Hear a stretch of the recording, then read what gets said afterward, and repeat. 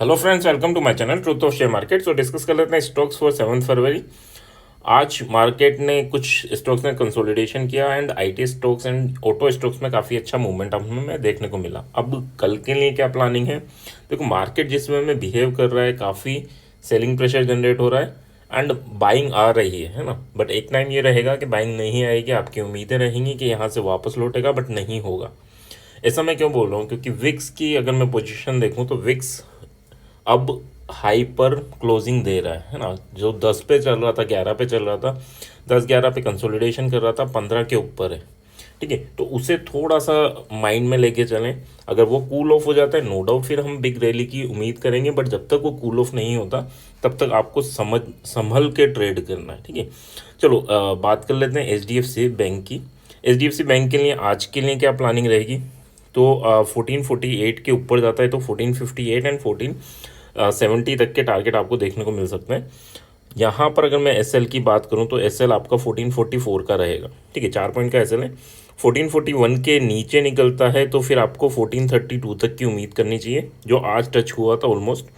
And ये break होता है तो फिर आपको 1420 तक की मूवमेंट मिल सकता है। यहाँ पर एसएल की बात करूँ तो 1444 का यहाँ पर भी मूवमेंट रहेगा, सॉरी एसएल रहेगा आपका, है ना। स्ट्रक्चर काफ़ी इंपॉर्टेंट लेवल पे और काफ़ी दिन हो चुके हैं यहाँ पे कंसोलिडेशन करते हुए। इससे पहले भी कंसोलिडेशन हुआ था बट काफ़ी अच्छा मूवमेंट दिया एंड वापस उसी रेंज में आके फंस चुका है। तो अब इम्पोर्टेंटली ये है कि अगर ये लेवल के नीचे ब्रेक डाउन करता है तो फिर आपको काफ़ी बड़ी गिरावट भी देखने को मिल सकती है। और जब तक ये 1469 या 1470 के ऊपर नहीं कंसोलिडेशन करता तब तक हम बड़े मूवमेंट की एक्सपेक्टेशन एच बैंक में नहीं रखेंगे। ठीक है, नेक्स्ट बात कर लेते हैं एक्सिस बैंक में। एक्सिस बैंक में क्या चल रहा है? एक्सिस बैंक का भी वही हाल है कि एक टाइम था ये 1150 के लेवल पे चल रहा था, बट अभी ये 1050 के लेवल पे है ना। कल के लिए क्या इंपॉर्टेंट रहने वाला है? 1054 का लेवल तो टूटता है तो 1065 एंड देन 1080 तक के लेवल आपको देखने को मिल सकते हैं अपसाइड। एंड यहाँ पर मैं एस की बात करूँ तो एस आपका 1050 का रहेगा। ठीक है, नीचे अगर हम बात कर लेते हैं तो 1049 अगर टूटता है तो 1040 एंड देन 1029 तक के लेवल देखने को मिलेंगे। यहाँ पर एस की बात करें तो 1053 का आपका एस रहेगा। ठीक है, सो एस छोटी ही है, नो डाउट ये रेंज भी छोटी है, बट हाँ इसके ऊपर हम और कंप्लीटली लॉन्ग टर्म के लिए बुलिश कब होना है? जब ये 1080 के लेवल के ऊपर सर्वाइव करता है। ठीक है, चलो नेक्स्ट अगर हम बात कर लेते हैं so that is our Reliance. Reliance में क्या चल रहा है? तो रिलायंस में भी थोड़ी थोड़ी प्रॉफिट बुकिंग अभी देखने को मिल रही है और विक्स भी हायर साइड, यानी मार्केट के मूवमेंट उस वे में नहीं हो रहे, बट विक्स अभी रुका हुआ है। तो ये कूल ऑफ नहीं होता तो फिर आपको मार्केट में एक बड़ा डाउनसाइड देखने को मिल सकता है फेब में। ठीक है, तो थोड़ा इसे विक्स पे नज़र बना के रखना है ना। 2865 के ऊपर निकलता है तो 2885 एंड 2908 तक के लेवल। एंड यहाँ पर एस एल 2856 का रहेगा। 2844 के नीचे जाता है तो 2820 एंड देन 2805 तक के लेवल आपको देखने को मिलेंगे। यहाँ पर भी एस एल आपका 2856 का रहेगा। ठीक है, स्ट्रक्चर सभी स्टॉक्स अभी इंपॉर्टेंट लेवल पे हैं। जहाँ टूटा यानी काफ़ी अच्छे सपोर्ट लेवल पे हैं, बट अगर ये सपोर्ट टूटेगा तो काफ़ी अच्छा मूवमेंट हमें डाउनवर्ड डायरेक्शन में देखने को मिलेगा। अब बात कर लेते हैं थोड़े बुलिश स्टॉक की। तो बुलिश स्टॉक में हम देखें इन्फोसिस आईटी सेक्टर ने पूरे ने आज अच्छी रैली दी है। ठीक है, कल के लिए क्या इंपॉर्टेंट होने वाला है? 1731 का लेवल टूटता है, इसके ऊपर सर्वाइव करता है स्टॉक तो 1748 एंड देन 1765 तक के लेवल आपको देखने को मिलेंगे। 1728 यानी 2-3 पॉइंट का ही एस है यहाँ पे, ज़्यादा बड़े एस नहीं लेना है ना, तो 3 पॉइंट का एस लेके चलेंगे हम। 1725 अगर ब्रेक होता है तो 1717 एंड देन 1705 तक के लेवल आपको देखने को मिलेंगे। यहाँ पर अगर मैं बात करूँ तो आपका 1729 का आपका एस बनेगा। ठीक है, so that's about Infosys. No doubt bullish rally चल रही है अभी आईटी सेक्टर में, सो हो सकता है ये कंटिन्यू रहे। एसबीआई की बात करूँ, एसबीआई का रिजल्ट उतना अच्छा नहीं था बट अब भी ये सर्वाइव कर रहा है। ठीक है, तो क्या होता है, बड़ा प्लेयर भी चाहता है कि जब रिजल्ट बुरा है तो आप सब बियरिश होंगे ना, तो आपके एस हिट कराने के लिए वो क्या करेगा, मार्केट को ऊपर लेके जाएगा। और जब आप थक जाओगे बेरिश होके एंड अपने एसएल हिट करा करा के, और जैसे ही आप बुलिश होगे तब मार्केट एकदम गिरा देगा वो, है ना।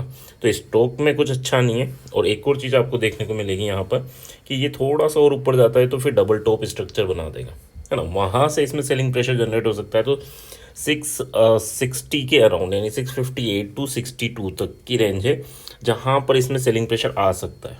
बट कल के लिए लेवल की बात कर लेते हैं। 656.5 अगर क्रॉस होता है तो 660 एंड देन 664.5 तक के लेवल हमें देखने को मिल सकते हैं। एसएल हमारा 654.5 का रहेगा, 2 पॉइंट का। 653 अगर क्रॉस होता है तो फिर आपको 649.5 एंड देन 646 तक के लेवल देखने को मिलेंगे। यहाँ पर एसएल आपका 655 का रहेगा, यानी 2 पॉइंट का एसएल आपका सेलिंग साइड में रहेगा। बट स्ट्रक्चर को थोड़ा समझ के चलना कि ये डबल टॉप बनाता है या इसको ब्रेक करके ऊपर जाता है, ठीक है। So that is important. Tata motor की बात कर लेते हैं। टाटा मोटर का रिजल्ट आया, 6-7% ऊपर गया एंड उसके बाद सेलिंग प्रेशर, और फिर आज बिल्कुल उसी टॉप लेवल पे, जो क्लोजिंग बेसिस पे अगर मैं टॉप लेवल निकालूं तो एग्जैक्टली उसी लेवल पे इसने काफ़ी देर तक कंसोलिडेशन किया, है ना। पूरा दिन ही निकाल दिया, थोड़ा बहुत सेलिंग आया, थोड़ी बहुत बाइंग है, बट बाकी लास्ट 3 आवर्स की कैंडल अगर आप देखेंगे तो एग्जैक्टली बॉडी वहीं है। तो अब कल के लिए क्या इंपॉर्टेंट होने वाला है, 642 टूटता है तो 650 एंड देन 660 तक के लेवल आपको देखने को मिलेंगे।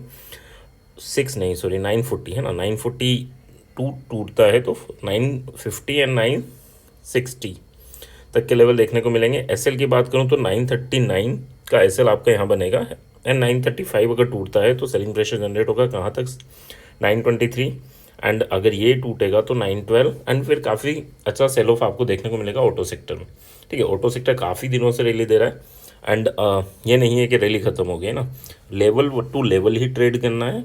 यहाँ पर अगर एसएल की बात करूँ तो 940 का आपका एसएल बनेगा फॉर सेलिंग साइड एंड 939.5 का एसएल बनेगा फॉर बाइंग साइड।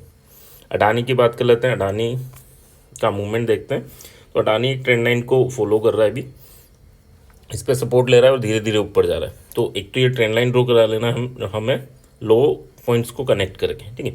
इससे क्या होगा, हमें बियरिश माहौल मिलेगा कि कब बियरिश होगा, और एक और ट्रेंड लाइन ड्रॉ करनी है हमें जो ये टॉप पॉइंट को कनेक्ट करके, तो यहाँ पर जब दोबारा दिखेगा तो हमें सेलिंग अपॉर्चुनिटी मिलेगी, ठीक है। ये चीज़ें जैसे हमने यहाँ देखा था, यहाँ पर मैंने बोला भी था कि यार ये बियरिश है और ये यहाँ नीचे वाली ट्रेंड लाइन को कनेक्ट करेगा, तो सेम वे में उसने वहाँ कनेक्ट किया और फिर वहाँ सपोर्ट बनाया, वो वापस ऊपर जा रहा है, फिर इस पर सेलिंग प्रेशर, तो ये कंसोलिडेशन चल रहा है इसमें, है ना। तो इस चीज़ को थोड़ा सा नोटिस करके चलना। अभी लेवल की बात करूँ 3225 के ऊपर जाता है तो 3260 एंड 3300 तक के टारगेट आपको देखने को मिलेंगे। 3205 का आपका एसएल बनेगा, यानी ऑलमोस्ट 20 पॉइंट का। 3190 के नीचे निकलता है तो 3160 एंड 3125 तक के लेवल आपको देखने को मिलेंगे। यहाँ पर एसएल की बात करूँ तो 3210 तक का इसमें एसएल रहेगा, ठीक है। सो बट हाँ, ये एसएल और इन चीज़ों के अलावा आपको ये ट्रेंड लाइन जरूर ड्रॉ कर लेनी है, आपको काफ़ी अच्छी चीज़ें देखने को मिलेंगी। ये एक रेंज में कंसोलिडेशन कर रहा है और अपसाइड मूवमेंट दे रहा है ना। तो ये सेलिंग जोन है हमारा, ये बाइंग जोन रहेगी ये ट्रेंड लाइन, एंड जैसे यहाँ आता है तो फिर यहाँ कंसोलिडेट करके ऊपर जाता है और यहाँ पर आता है तो यहाँ पर सेलिंग प्रेशर एकदम जनरेट होता है ना। इन चीज़ों को भी नोटिस करना। यहाँ आएगा नीचे तो कंसोलिडेशन करेगा, ऊपर जाएगा तो फिर देखो यहाँ गया एकदम सेलिंग प्रेशर बना, यहाँ आया तो एकदम सेलिंग प्रेशर बना, ठीक है। तो इन चीज़ों को भी आप नोटिस करना। आई होप यहाँ तक चीज़ें क्लियर होंगी। क्लियर हैं तो please like and comment. Thank you.